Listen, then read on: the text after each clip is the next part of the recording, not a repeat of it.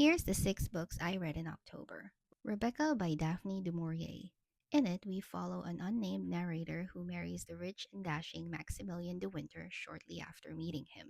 At first, she couldn't believe her luck until she starts living in de Winter's estate Manderley, where she quickly realizes that his first wife, Rebecca, still looms large even in death.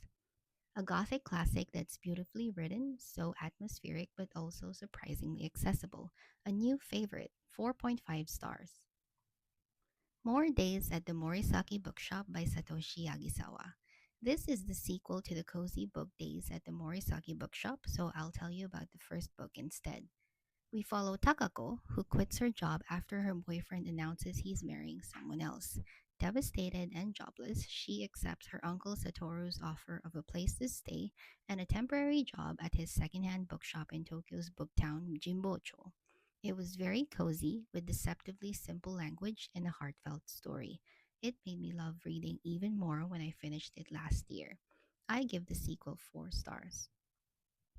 Hidden Pictures by Jason Merkulak, a very popular horror thriller where Mallory, an addict who's finally been sober for 18 months, is hired by a couple as a live in nanny for their son, Teddy. At first, Teddy is sweet and acts like any 5-year-old would, but then he starts drawing creepy things like a man dragging what looks like a dead woman through the forest. It was spooky, and the drawings throughout made it fun and drew you in more. I thought it lived up to the hype. 4 stars.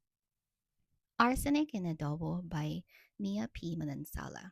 Lila becomes the primary suspect when a nasty food critic, who's also her ex boyfriend, drops dead after Lila serves him at their family restaurant. Now it's up to her to investigate and find out what really happened. This was a fun, cozy mystery with a Filipino flavor. I listened to this on audio and found it funny and mouth-watering. 4 stars. The Butcher of the Forest by Premi Muhammad. Varys is ordered by the tyrant of the realm to go into the enchanted forest Elmavir to rescue his children. However, no one has ever returned from it except for Varys and the child she rescued years ago. What's more, there will be dire consequences if she fails, and also if she takes longer than a day to complete her task. This novella was fairy tale like and luscious, and I loved the eerie vibes. 4 stars. Bury Your Bones in the Midnight Soil by V.E. Schwab.